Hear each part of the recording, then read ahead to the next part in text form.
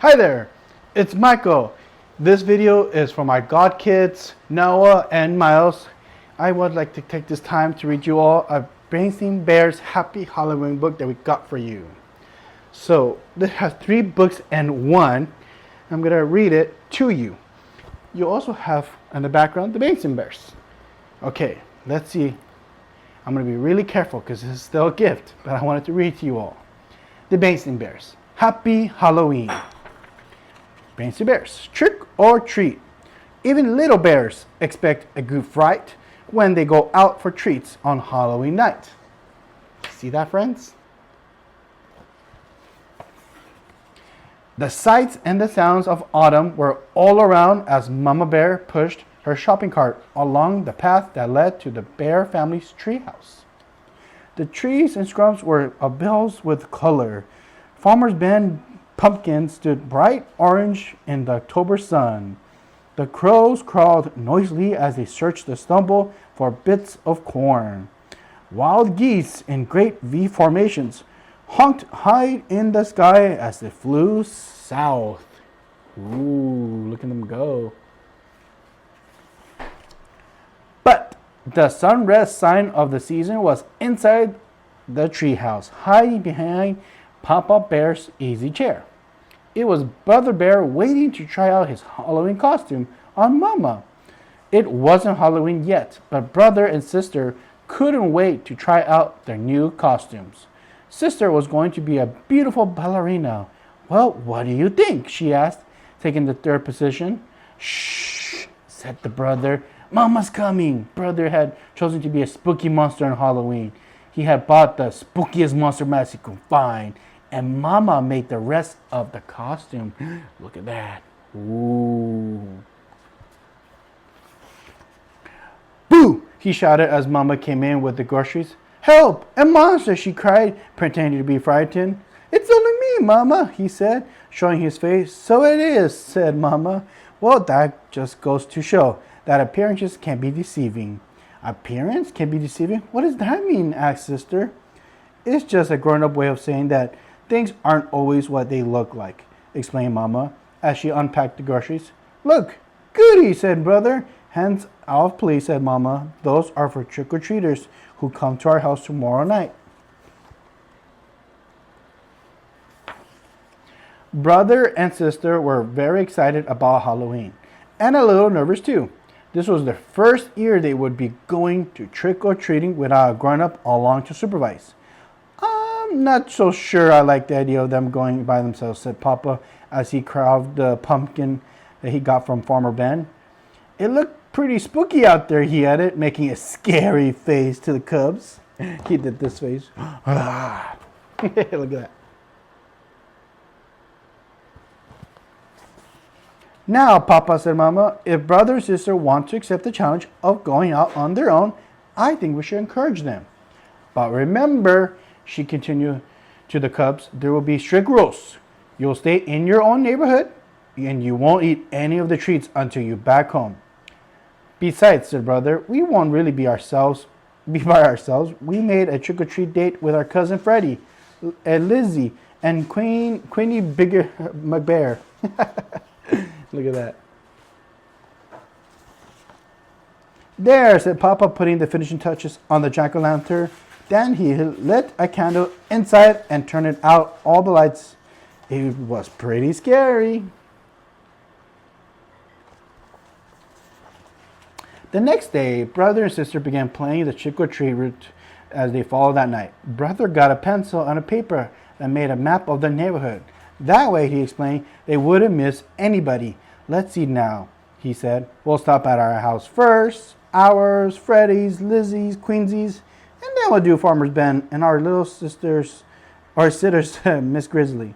Miss Grizzly for sure, agreed Sister. She usually makes a special Halloween cookies. And Ginger Jane, she gives out the good stuff. How about Dr. Grizzly? Asked Brother. She's into health snacks. I think so. Just to be polite, said Sister. Cramps and Gran, of course. Trick-or-treat map is pretty cool. I'll tell you one place we are going to miss, said Brother, folding his map. What place is that? Asked Sister. That one, he answered, pointing out of the window at the home of the old Miss McCrinsey. It was a spooky, twisted old tree house and a thick at the end of the crooked lane. We are definitely not going there, he added with a shiver. Wherever not, said Mom, who was not listening. Why not, said the cubs. Because she's a witch. That's why not. Uh-oh. Someone called them a witch. What utter nonsense, protested Mama. True, Miss McCrisey is old and bent and rather forbidding looking, but I can assure you she's a perfectly nice person. But the cubs didn't believe her. Not for a minute. They knew better. Everybody knew better. No doubt about it. Miss McCrisey was a witch for sure. Just after dark, a pirate, a skeleton, and the wicked queen from the Snow White came from the brother and sister. They were Freddie, Lizzie, and Quinny, of course, and together they ventured out into the darkness with their trick-or-treat bags. Look at that. Before they could get started collecting the Halloween goodies, they were joined by some worrisome company. Too Tall Grizzlies and his gang were out for mischief. Too Tall didn't waste any time trying to get brother, sister, and their friends to get along with him and his gang. Come on, we'll show you the goodies, how to get some real Halloween fun, he said, pulling brother along with him. What sort of fun? Asked brother worthily. Oh, you might say we're going to put that trick back in the trick or treat, he said, chuckling. It was so dark that brother and others didn't notice they were heading. Hey, said sister, this is the crooked lane. Uh-oh, they're going with people they were not supposed to. That's right, said Too Tall. We're going to play some few tricks on old witch McCrinsey. What sort of trick, said brother. Her gargle twisted old tree house gloomed ahead. First, whispered Too Tall, talking a roll of toilet paper from his jacket. We'll decorate her house with a little of this, and then maybe we'll tie a few knots in their clothesline. Then smear some honey on her broomstick so she'll stick to it when she tries to fly, maliciously looking at their houses.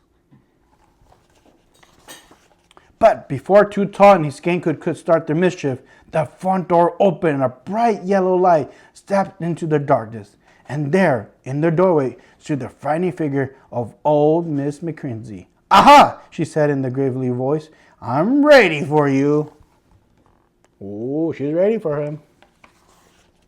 She then led the terrified cubs into a cozy living room. To the great surprise, there was a big tray of beautiful candy apples, all prepared for the Halloween visitors. Mama was right, whispered sister to brother. Miss McKenzie really is a sweet, kind old person. The cubs thanked her for the beautiful apples and went about the rest of the trick-or-treat business. Later that evening, brother and sister were at home looking all over the treats. They were collecting the beautiful candy, the apples stood out, and Papa asked, where did they come from? From Miss McKenzie, answered brother. From that scary-looking old grouchy puss that lives under that crooked lane, said Papa. That's right, said brother, taking a delicious bite of the candy apple. Nom, nom, nom, nom, nom. You must really try to remember, Papa said to sister, giving her apple a little lick. Appearances can be deceiving. Nom, nom, nom. There you go. That's the end of the first book. There's 3 books in here. Miles and Noah, this is just a quick book read to you all. Love you all with so much love. Thank you for listening to your godparent Michael here. See you all soon. Bye, my loves.